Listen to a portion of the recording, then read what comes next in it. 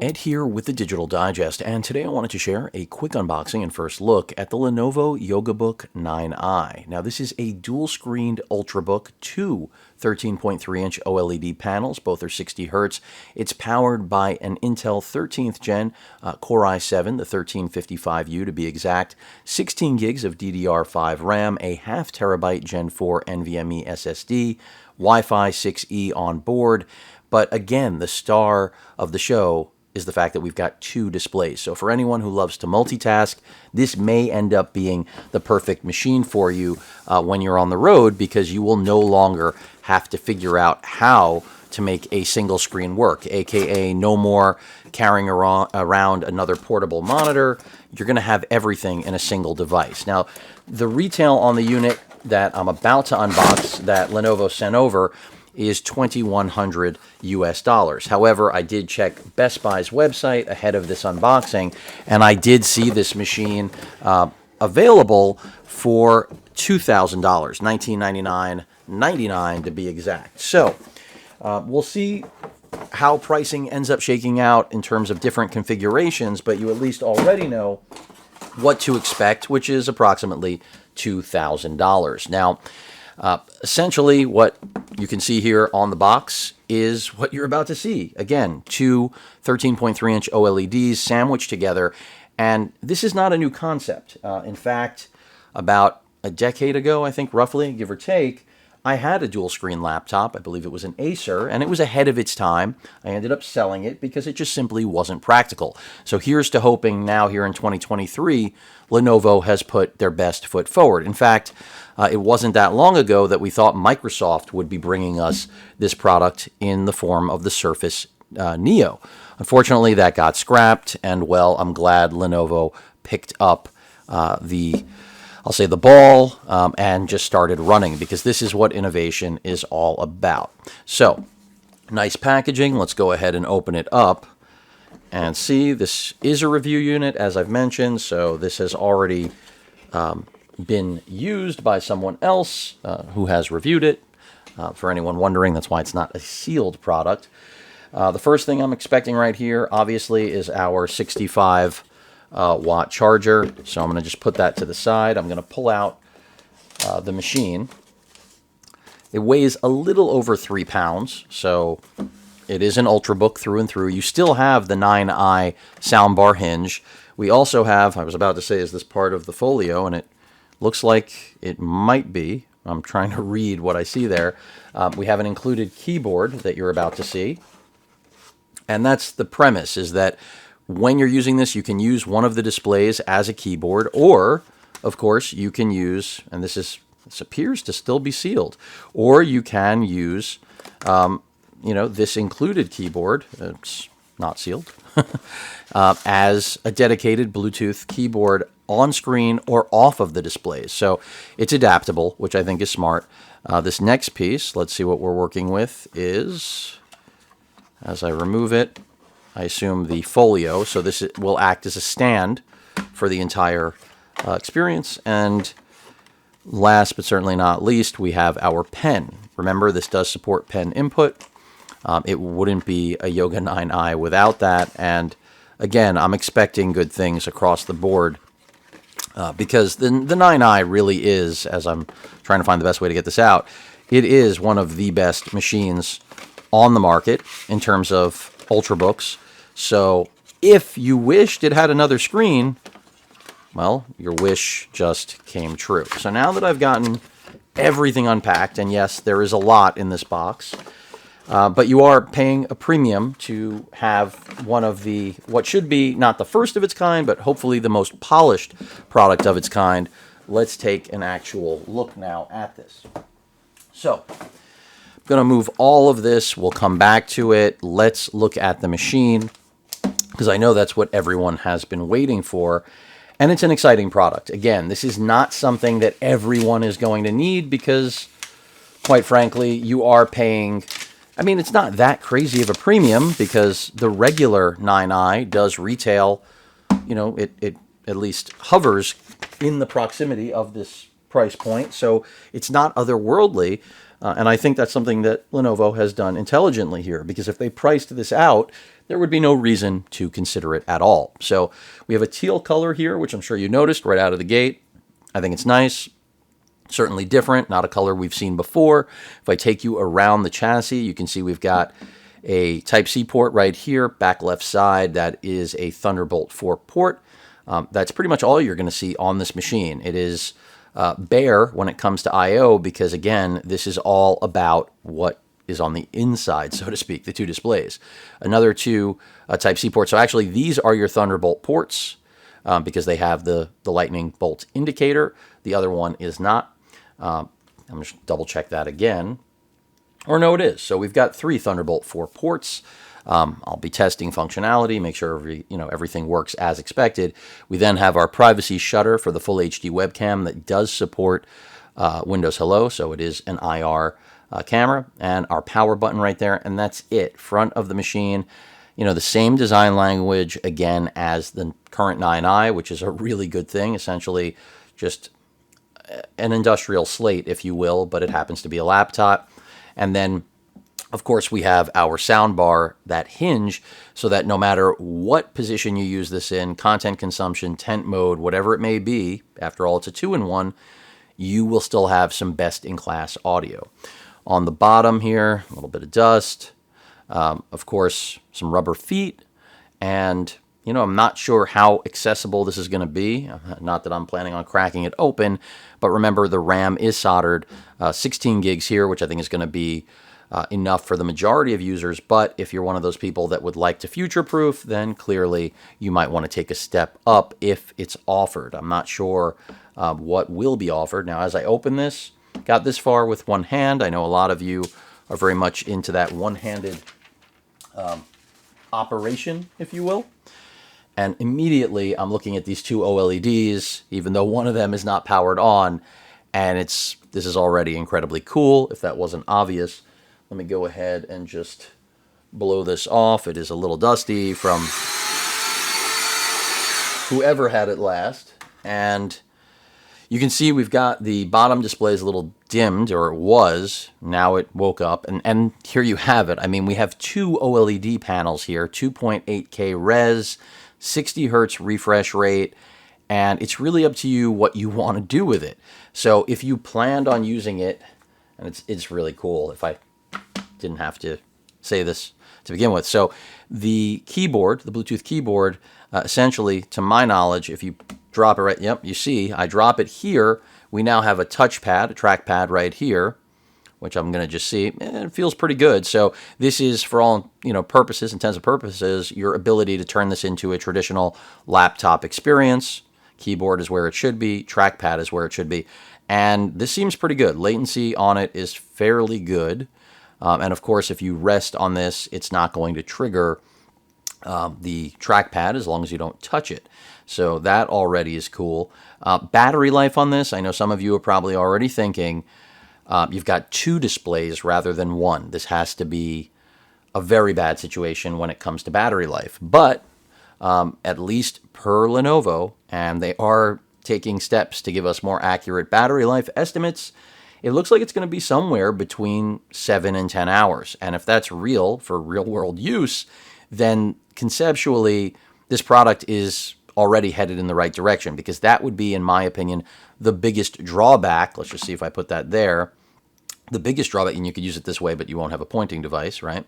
But that would be the biggest drawback of a machine like this, is that battery life is where you're going to pay a price. Now, if in the event you wanted to use both screens, which I would imagine you do, and another nice feature is that there are all sorts of gestures built in for using this included pen. So screen capture, I think it's if you swipe from this corner up. But then again, it looks like this pen is, for whatever reason, I may have to check the battery on it, does not seem functional. So I wonder if whoever had it last simply put the battery in the wrong way, because it does operate on a single, I believe that's a triple A, or it's a quadruple A. Trying to read this off of the battery. So basically, it looks like the battery may have been in the wrong way. Let me see. Throwing it in the other way, because I did not see a cursor appear as we should have. So let's see now what it does. I'm just guessing. This should have worked. That's what it comes down to. If the machine is locked, you can start just writing. Well, apparently I'm striking out both ways. You can start just writing on the display, but I think the killer app is putting this up on the actual docking station, which I'm going to do now, because that's where you're ultimately going to make the best use of the dual screen setup. And so who do I think this is ideal for, as I dabble with this pen again to see now it's working. So whatever happened, I'm not sure, but I'm pretty sure that that was the idea, is that the screen cap was that you just drag from that end, but it doesn't. I'm going to have to spend some more time with it. You drag from this end, you get another feature. That's what they've built in, because we are just running Windows 11. So it's not like we're relying on the OS to make things work as they should. So here's the little tent case, if you will. And basically, how I anticipate it's going to work, yeah, you just create the pyramid, and then it's as simple as placing it down and then putting the machine on it. Now, this to me is going to be, even though it's not in frame, I assure you my update and review will have a different camera angle, but this is, in my opinion, going to be the best way to use this machine. I say that because I would want to have this, even if they're in a portrait rather than landscape orientation. This is going to be the best way for me personally to really make use of those two screens. And then you've got the keyboard right here, which just attaches magnetically. The pen, there is actually, if I just bring this forward, you will see there is an actual little loop for it right there on the back of the stand. But again, a lot of you may prefer to use this in this orientation. Then the webcam is still going to be in the right place. Now, clearly this is not going to all be on camera right now with this shot. I'll do a manual adjustment just so that you can actually see this as best as possible. But there you have it as I bring it out wide without hitting my microphone. And you can see that we now have, everything in frame pretty much, as you can see. So this is another way. I don't personally see this being a go-to at all. Again, for me, I think the best way you're going to use this was the orientation that I was just sharing, which is the side-by-side in portrait. So it's really a matter of personal preference. But the beauty here is that no matter how you use it, the desired effect is still the outcome, which is now you have, whether you're on the go or at home, the ability to just pop the keyboard off. I told you it will magnetically snap on there. You can see I just removed it. Work at your own leisure. You still have pen input. You want to hook up a mouse, you can. You may have noticed there is no headphone microphone jack, so any sort of audio you're going to listen to beyond the actual sound bar, which again should have best-in-class performance, just like the regular 9i, you're going to need to do with Bluetooth earbuds, some form of a headset. But that's pretty much it. I mean, at least for today's unboxing, this is as far as I go. It is a really compelling product.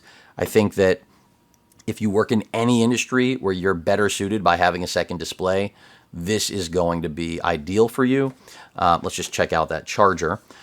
And so good examples. So if you're a student, this could be ideal. It's very expensive, but if you've got the budget, you've got the budget. Why do I say that? Because you can be obviously looking at text, information on one side, taking notes on the other. And that's the beauty of this, is that even though I've shown you how it can be used this way, remember, it's a 2-in-1. So if you want to go to any of the modes that you traditionally would, you can. And now, because you can write on either of the displays, that does mean that, as I'm struggling to get the power brick out, it means that if you want to, essentially take notes on the bottom half while it's flush, flat, on a table, you can. And I think that's a big deal. So there is that 65-watt charger, which they really, got in there.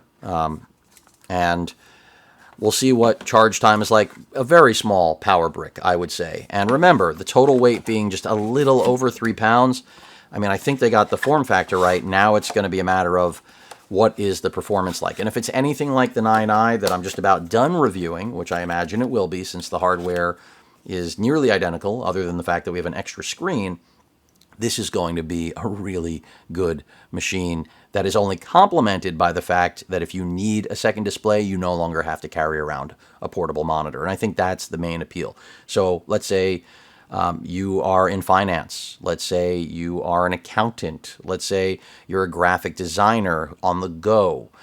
This is going to give you the ability to essentially have that preview window and then the window you're actively working on. And I think that is brilliant if you are in a profession where you can you actually can use it. Now, on the other hand, if you can't, then this falls flat and you should probably buy a regular Ultrabook. The regular 9i would be where it's at.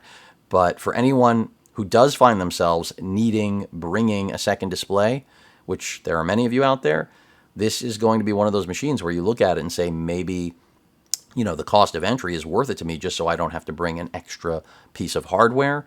And this is not, using a keyboard like this is certainly not my favorite solution, but from a convenience standpoint, key travel on here, it's pretty decent. It's not bad.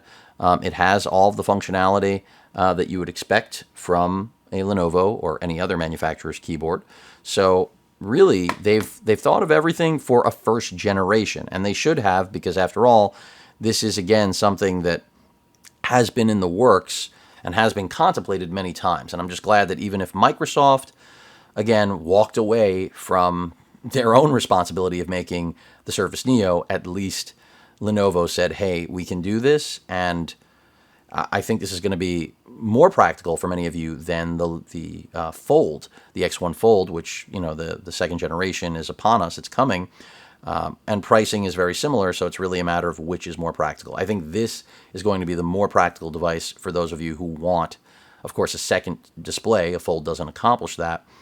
And look, for video editing, not so much, because the hardware here, in a pinch, it'll get you through it, Iris Xe graphics, but you don't have a discrete GPU, so you can't get ahead of yourself. But photo editing, again, that's going to be really beneficial because you have two displays to work with. I mean, there are so many different applications. So go ahead and chime in. Let me know what you think. I think that Lenovo has made a really nice product. Now it's a matter of finding out whether or not it really executes. And there's that 2-in-1, again, your tent mode, tablet mode.